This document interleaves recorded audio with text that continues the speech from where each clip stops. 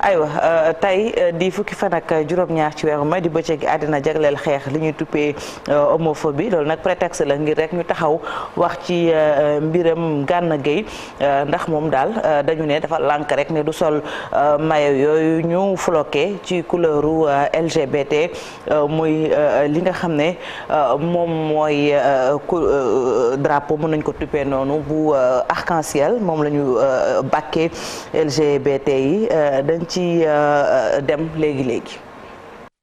ñuy fàttaliku woteeg faluk njiitu réew bi amoon ci Sénégal ñaar fukki fan ak juróom-ñeent ci weeru février gannaaw bi ñu tëraloon ab état d'urgence ci Ndakaaru état d'urgence boobee nag ñu jëlee ko fi fukki fan ak juróom-ñaar ci weeru mai atum 1988 fukki fan ak juróom-ñaar ci weeru mai atum 1990 ci la ñu songoon sous-préfecture bu Niassia nekk ci département bu Ziguinchor ay sambabo yu yoroon ni ngànnaay defoon lu ni mel benn doomu aadama ñàkkoon ca bakkanam ñaar jële woon ca ay gaañu-gaañu bokk na ca sous-préfet ba gannaaw ba ñu nangoo Kinshasa fukki fan ak juróom-ñaar ci weeru mai atum 1997 ci la Laurent Désiré Kabila taxaw ni moom mooy njiitu réew bu Zaïre moomu moo mujj nekk tey République démocratique du Congo.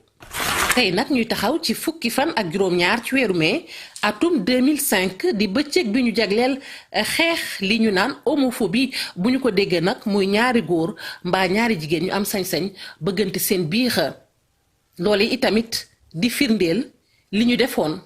te jëlee ko fi ci atum 1990 muy homosexualité boroom ñaari tur yooyu ñu dugaloon ci liste ñu jàppee ni danoo am feebaru xel bu nu sukkandikoo ci xibaar yu RMC Sport Idrissa Gana Gueye dafa bañ a jouer match ASER bi weesu doxoon diggante Montpellier ak Paris Saint-Germain ndax bëccëg boobu ci lañu ko doon màggal te mboolem ku doon jouer ci jongante boobu dangaa saloon mayo bu doon màndargaal lu ni mel loolu nag nekkoon loo xamante ni nii dafa jur coow ba nëga ni Abdou Karim Gueye xurum xàq di bañkat bokk ci ànd sàmm jikko yi di delsi ci yëf yi. dafa bëri loo xam ni footballeur mën na ko xeex wane ci image yu dëkkam Gana Gueye ñun ànd sàmm jikko yi par exemple Sénégal li ñuy xeex ci homosexualité di ko xeex ci contre LGBT pour agenda LGBT. Gana Gueye xeex nañu ko ci benn fan mu nekk bu wër àdduna ci image du Sénégal maanaam ñun pour ñu mën a am accès ci benn message bi il faut ñun ñëpp ñu dajaloo dem ci sëriñ si ñu dajaloo bu bëri des milliers de personnes à l'Obélisque pour mën a def woo ay médias internationaux fu ne ñu ñëw taxaw pour ñun ñu jàll suñu message mais Gana Gueye loolu yëpp la def moom ci benn match te yàgg na ko def c'est-à-dire dafa wane ni moom membre ànd sàmm jikko yi la dafa wane ni moom sénégalais la taalibe Serigne Touba la jullit la parce que góor jigéen am na aussi mais wane na aussi ne musulman am na Abou Diallo aussi c'est un sénégalais ñu bàyyi xel ni aussi da koy def li ñu ciy jàng mooy c'est-à-dire le gars a pris des risques yoo xamante ni moom loolu mën na ko xañ xaalis bu bëree bëri parce que professionnel la mën na ko xañ ay millions et millions mën nañ ko sanctionner yaa ngi gis déjà am na ay médias yoo xam ne journalistes yi wax ni ñoom ne Gana Gueye li mu def dañ ko ci war a sanctionner te mën na ci am ay sanctions yu sévères mën na ko yàqal terangam bi nga xamante ne ni moom gis nañu diine moo ko gënal te foofu la ñu war a toll ci mentalité foofu la ñu toll ci xeex parce que combat bi léegi c'est des combats yoo xam ne loolu la ñuy wax flash mob tu n'as pas besoin de yegg ci benn dimension boo xamante ne yow da ngay au fait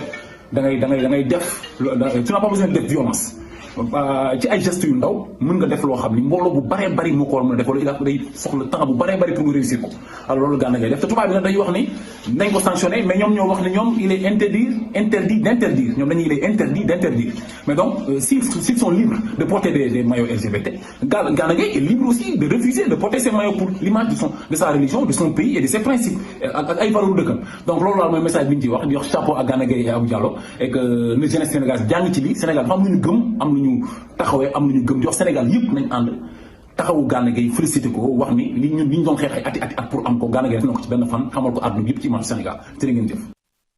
aywa Malick Thiandoum xam ngeen ne coow li bëri na fi mu ne nii ci Idrissa Gana Gueye ak taxawaay bi mu am ci mbiru mayo boobu ak wàllu LGBT. ñun ñëpp on est solidaire de Idrissa Gana Gueye donc tey jarul vraiment coow li fi am ni yëpp polémique bi fi am ba ministre délégué des sports de la France ak ñu ci bëri di ci wax je pense que affaire fi ñu koy yóbbu eggul foofu quoi et Idi am na droit dañ ko reconnaître. Bien sûr. Ne pas s'associer à cette. waaw du ma associer sama image. ak image u LGBT.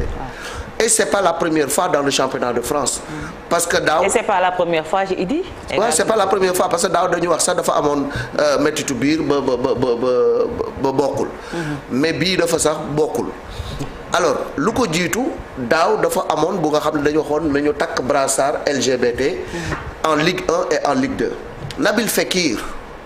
en tant que capitaine avait dit ñett takkuma ko. Marcelo en tant que capitaine avait dit ñett takkuma ko. alors nit nag da ngay respecter ay convictions da ngay respecter ay gëm-gëm. ñoom ca France bu fekkee ni dañoo daganal sëyu góor ak góor.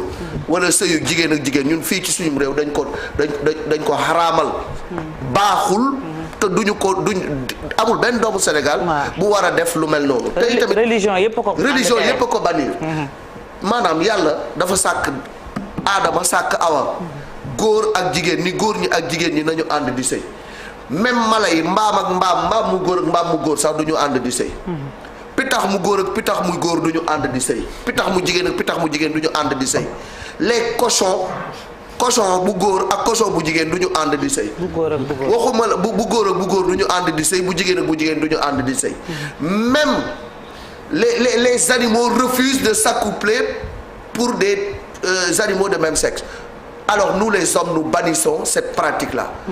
Donc Idrissa Gana Gueye a le plein droit de ne pas promouvoir le LGBT man mënuma sax wax seen tour parce que je les condamne vigoureusement. Donc si c'est valable en France, c'est pas valable au Sénégal. C'est contraire à la morale, à l'éthique, c'est contraire également à la religion musulmane. Idrissa Gana Gueye est musulman. Idrissa Gana Gueye est sénégalais. Idrissa Gana Gueye ne peut pas promouvoir le truc arc-en-ciel. Il faut pas que les gens s'attaquent à lui. Et moi je lui conseille de ne pas répondre à la polémique. C'est bien qu'il ait gardé son silence et son calme parce que s'il parle ça peut quand même encenser les choses, mais dans l'un ou l'autre il faut que les gens apprennent à respecter la volonté individuelle et la liberté individuelle de chacun d'entre nous. Idrissa a le droit de dire que je ne porte pas un maillot floqué du sceau de LGBT. Donc il faudrait que les gens respectent aussi la position de Idrissa Gana Gueye comme l'avait fait Nabil Fekir, comme l'avait fait Marcelo. Il faut pas qu'on l'accable, il faut pas qu'on le vilipende sur les réseaux sociaux pour quelque chose qui ne passera pas devant nous autres humains. Très bien. Aja Chérif rapidement mu gaaw. lii dafa sérieux di mënoon cee yéex parce que dafa grave. Dafa sérieux moom, je suis d'accord. Et on est de li gën a indi problème bi mooy surtout responsable politique bu demee ba dugg ci parce que yemul rek ci cadre sport. On a vu les tweets quand même. Valérie Pécresse nga xamante ne nekkoon na fi candidate même ci élection présidentielle fële ca France moom elle est allée plus loin même demandant la sanction de Gana donc muy loo xamante ne grave tubaab yi man bëgg naa ñu définir ñu luy homophobie bu dee homophobie mooy contre l'homosexualité kon moi-même je suis homophobe parce que moi je suis contre l'homosexualité. ah non déet moom mu lay rek quoi donc beneen bi mooy ñoom. il n'est pas homophobe. non bu dee loolu non Malick dama ne.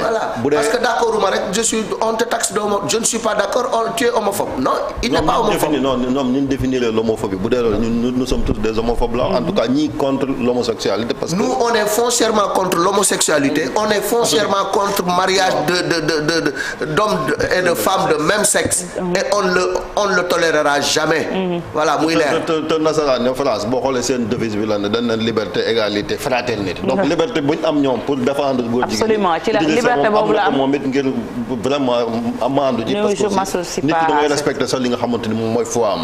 waaw loolu mooy li nga xamante ni moo dëgg. France li taxoon ñu jàpp depuis seen révolution ba 1789 ba léegi. ñu ne dëkku liberté la liberté boobu dafay loo xamante ni dañ ko war a bàyyi ci askan mais li ñu gis mooy bëgg ko imposer nit ñi bay sax jéggi ko donc moo tax fi ngay gis ay sàmm jikko yi di ko xeex fii ci Sénégal ñeneen di ko feex état bu Sénégal aussi yàgg na ci jël position ne tant que ñi ngi fi duñ ko bu fi mës a daganal lool donc c'est heureux de voir des Sénégalais yoo xam ne ñu ngi fa gis nga ay Angleterre foofu leen xaw a tane quoi da ngay gis ñoo xam dañuy respecté ñoo xam ne même jour yi gis nga Liverpool et cetera bu weeru koor jotee dañuy am parce que yëpp dafa am solo Sadio Mané ngi ni bëgg dem ban gagné ba ni def seen sàngara si di ko kii dafa rocceeku dem dañ ko nangul nit ki da ngay nangul lim kam mooy li nga xamante ni moom mooy li am solo mais warul sax poser débat ba nga xamante ni il faut une réaction réaction nationale, que tous les Sénégalais épris de liberté et de justice se lèvent comme un seul homme pour être les boucliers de Idrissa Gana Gueye. Nous sommes tous Gana Gueye. Très bien. waaw soxna Faty rapidement man dafa am lu ma ci gën a metti parce que boo xoolee dans la même semaine Idrissa Gana def na benn geste boo xamante ne ça lui a permis de collecter des centaines de millions boo xamante ne da ko jagleel ñi nga xam ne seen loxo jotul ginnaaw ak xale yi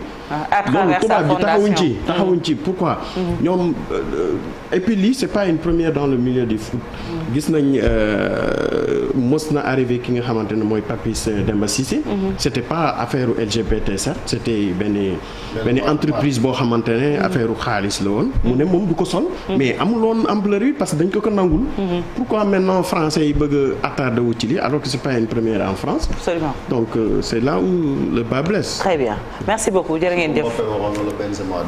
du mujj fenn. Demba Ba mus na ko def. woon leen ni man jullit laa am na lu nga xam ne du ma ci dugg.